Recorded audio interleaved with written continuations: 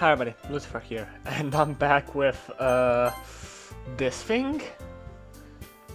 So yeah, you can use skip to fast forward.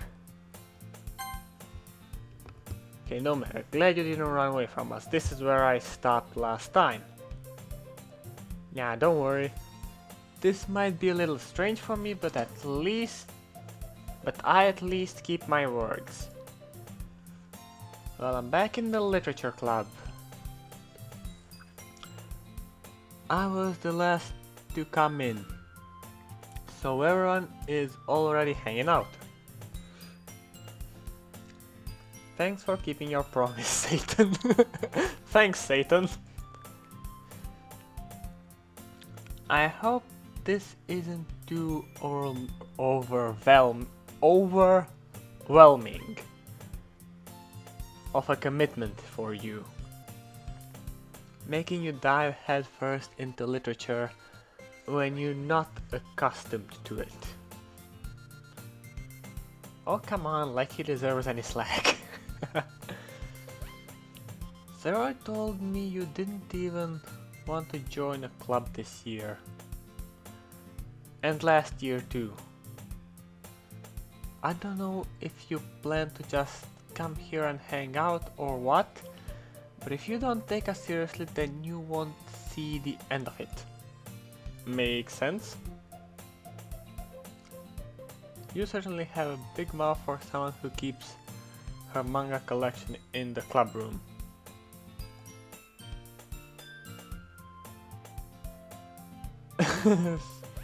Finds herself stuck between saying Monica and manga. Sorry, as I said a lot of times, my reading isn't the best.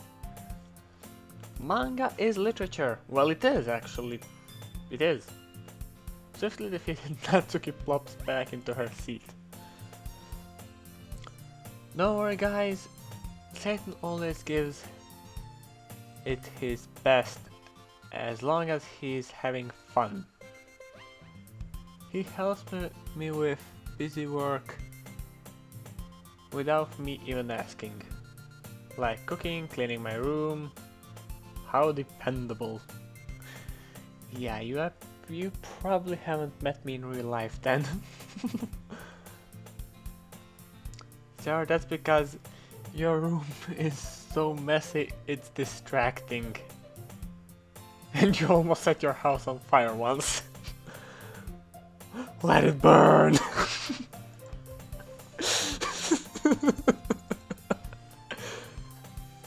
You two are really good friends, aren't you? I might be a little jealous. How come you and Satan can become good friends too?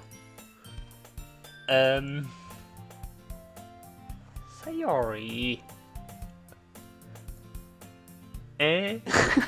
She's oblivious. Yeah, as usual, Sayori seems oblivious that the weird situation she just put me into. Oh, you even brought you something today, you know.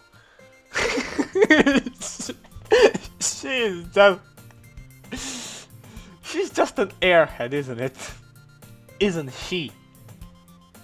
It's not an it. Well, technically it is it. It's a code. But yeah, she's an airhead. Me? Why? Not really. Don't be shy. It's really nothing. What is it? Never mind. Okay. What do I do? I wasn't thinking. No, you were not. Guess that means it's up to me to rescue the situation. Hey, don't worry about it. First of all, I wasn't expecting anything in the first place, so any nice gesture from you is a pleasant surprise. It'll make me happy no matter what. Is that so? Yeah, I won't make it a big deal if you don't want it to be. Alright? Well, here. Pulls out a book. I didn't want you to feel left out, so I picked out a book that I thought you might enjoy. It's a short read, so it should keep your attention, even if you don't usually read. And we could, discuss it if you want. How is this girl accidentally being so cute? She picked out a book she thinks I'll like despite me not reading much. Yuri, thank you. I'll definitely read this. I enthusiastically take the book. Pew! And I'm not gonna do different voices because I suck at that, so yeah, everything's gotta be my voice. You just have to use your imagination. Well, you can read it at your own pace. I look forward to hearing what you think. Now that everybody's settled in, I expect Monica to kick off some scheduled activities for the club. But that doesn't seem to be the case. Sayori and Monica are having a cheery conversation in the corner. Yuri's face is already buried in a book. Can't help but notice her intense expression, like she was waiting for this chance. Meanwhile, Natsuki is rummaging in the closet. Man, it looks like no one wants to be bothered today. Slumped down into the nearest desk. How am I supposed to occupy myself with something literature related by myself like this? Well, you could read. Guess I could always read the book Yuri gave me, but I'm feeling a little too tired to read. Could probably fall asleep right now. I close my eyes and end up listening to Sayori's conversation with Monica. We're probably gonna seem lame compared to the other clubs though. Well, we can't give up. The festival is our chance to show everyone what literature is all about. Jesus Christ, reading. The problem is that the idea of a literature club sounds too dense and intellectual. But it's not like that at all, you know? We just need a way of showing that to everyone. Something that sparks their creative minds. Explosions?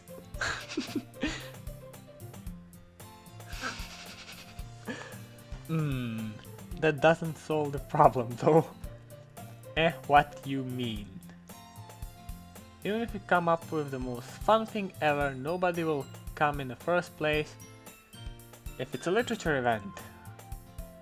So it's more important to figure out how to get people to show up in the first place, you know? And after they come, we can do the thing to speak to their creative minds. What is it? Sayori is taking this really seriously. It's rare to hear her deliberating like this. That is a good point. In that case, do you think food will do the trick? What kind? Well, I guess we could... Cupcakes! Okay. Good thinking, yeah. Cupcakes. Natsuki would love to do that. Ah, you're right. Natsuki makes the best cupcakes, okay. That works perfectly.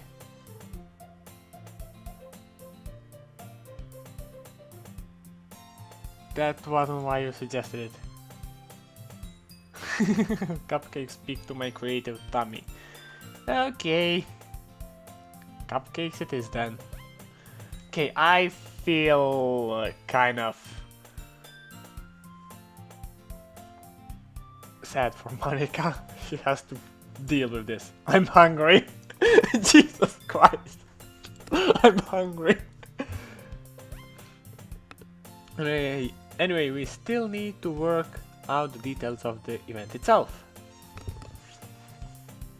And I find myself smiling. In the end, Sayori is still her usual self. But there lies an unexpected reason I admire her. Unlike me, who has trouble finding any motivation at all, Sarah can put her mind to things and make them come to life.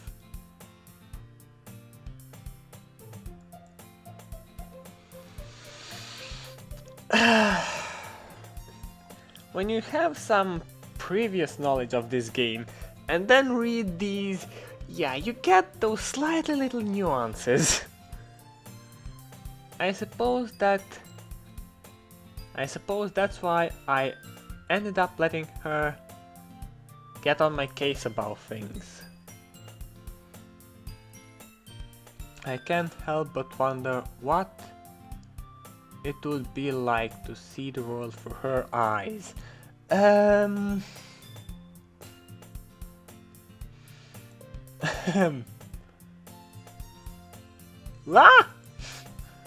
I opened my eyes to find Sayori's face filling my vision. I nearly fall out of my chair. Hehe, sorry? Wait, actually I'm not sorry at all. It's your fault for sleeping like that. It's not the napping club.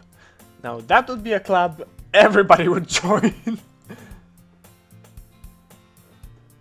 Does our school have a napping club? You're staying up late again, aren't you?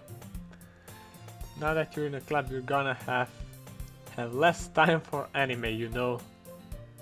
You'll need to get used to it. Don't say that out loud. Glance over my shoulders to see if Monica overheard. It's true though. Yeah. I know. You're always looking out for me, Sayori. Hehe. I'm probably butchering the game with my narration. It's what I do best. That's the problem. What about you? You look out for me better than you look out for yourself. You're still oversleeping every day, aren't you? Not every day. That's not very convincing. How many days this past week have you gotten up on time? That's a secret. Knew it. I knew it. Come on. At least give me the benefit of the doubt. I can't even do that. Look, Sarah is written all over you. Eh? Sarah glances around herself. No! You were clearly in a rush this morning. Look, your hair is sticking out all around here. I ran my fingertips down the side of her hair, trying to straighten it out. Man, you really need a brush for this. My hair is just really hard to get right. I won't fall for that. There's more than just your hair. Look, your bow isn't straight either. Well, maybe she's not straight and the bow is just right. And there's toothpaste saint on your collar right here. Okay, he's cleaning her out. I'm not reading all of that. But nobody would ever notice that. Of course they would. Nobody's gonna tell you about it because they don't want to embarrass you. Fortunately, I really don't care about that. Yeah, I'm mean, and you don't even keep your blazer buttoned up. Seriously. Why do you think you don't have a... okay, that's mean. Sorry, but you'll thank me later. Starting to button up her blazer from the bottom. Once you see how much better it looks, you'll change your mind. Ahem. This is so funny. What is it? Well, it's just thinking how weird it is to have a friend who does these kind of things. Don't say that.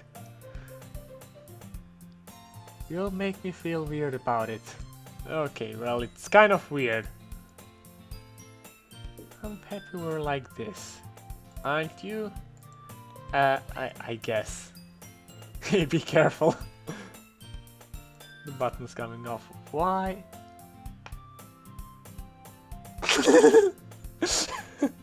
Well, why do you think it's so hard? Does this thing even fit properly? It did when I bought it.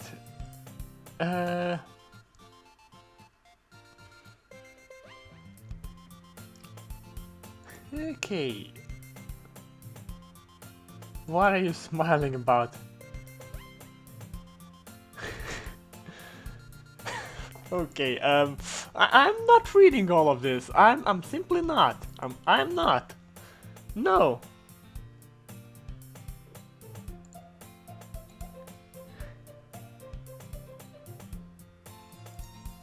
But it's so stuffy.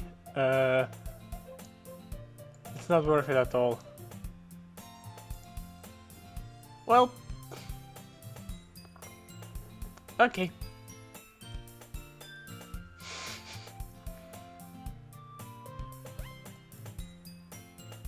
Keep it unbuttoned, then I won't get a boyfriend, right? What kind of logic is that? And why are you saying that like it's a good thing?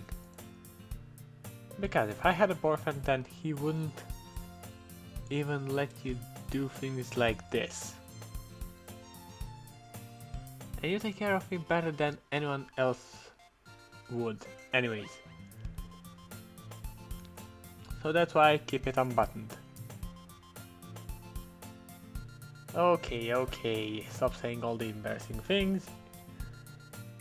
I didn't say anything embarrassing. Well, anyways, just focus on trying to wake up a little earlier. Only if you focus on going to bed earlier. Fine. It's a deal. I guess we really are better at taking care of each other than we are at taking care of ourselves. Yay! We're both incompetent. Yay! Maybe you should come wake me up in the morning. You're doing it again, Sayori. I was joking that time. Man, it's impossible to tell with you sometimes. Okay, everyone. Monica suddenly calls out. Why don't we share the poems we wrote? Yay! Satan, I can't wait to read yours. Yes, you can. Yeah, yes, you can. Yeah, same. I felt to sound enthusiastic, but Sayori still throws a way to retrieve her poem. By the way, did you remember to write your poem last night? Yes, I did. Can't believe I agreed to do something so embarrassing.